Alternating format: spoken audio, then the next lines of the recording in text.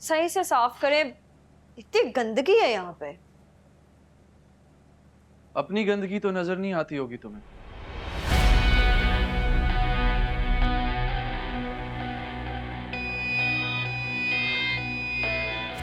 पैसे की हवस में जो कीचड़ तुमने खुद पर मला है, खुद से घिन तो आती होगी।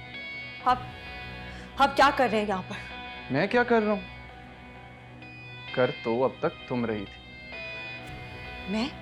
मोहब्बत में बेवकूफ बनाना, धोखा देना, दूसरों पर इल्जाम रख के उन्हें बदनाम करना, ये सब तो अब तक तुम कर रही थी। मैं तो सिर्फ बर्दाश्त कर रहा था। हो गया, अब जाए यहां से। हाँ, हो गया। मेरा सब्र खत्म हो गया, लेकिन तुम्हारी लालच और हवस खत्म नहीं हो रही।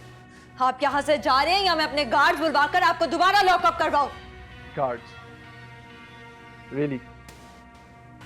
मेरे पास तुमसे बेहतर और ज्यादा वफादार गार्ड्स हैं ईमान, इसलिए प्लीज ये जंग लगी बंदूकें पकड़े गार्ड्स तो मेरे सामने शो ऑफ ना ही करो तो बेहतर है। और मेरी बात कान खोल कर सुनो। आप मेरी बात कान, नाक और आंखें खोलकर सुने और गौर से देखें।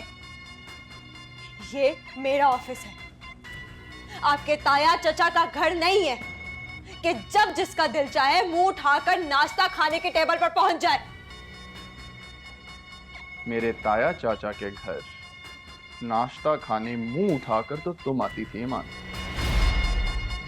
लेकिन क्या करें, तुम्हारी भूख है इतनी ज्यादा कि हमारी खुशियां खाकर भी तुम्हारा पेट नहीं भरा, जो अब हराम की कमाई से अपना अकाउंट भर रही है। हराम की कमाई?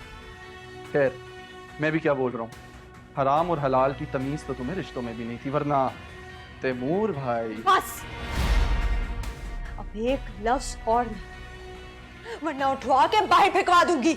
हो गई बस। ये तो कुछ भी नहीं है ईमान सलीम, वरना पैसे की हवस में जो खेल तुमने मुझे लॉकअप में डालकर शुरू किया ना, उसमें अगर मैंने तुम्हें तुमसे नफरत ना करवा दी ना तो मेरा नाम भी आहत सलमान नहीं। मैंने कोई पैसे नहीं लिए। तो उस ब्लैंक चेक पर क्या अपनी ईमानदारी के किस्से लिख के फ्रेम करवाया क्या?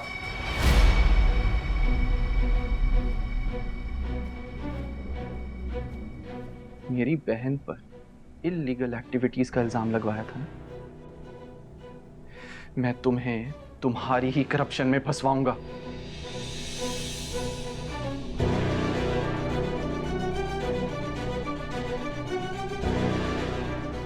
ब्लैंक चेक तो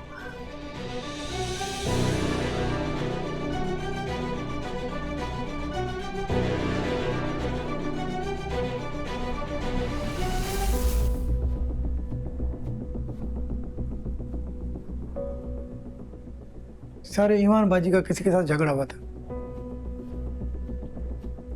ठीक है, जाओ।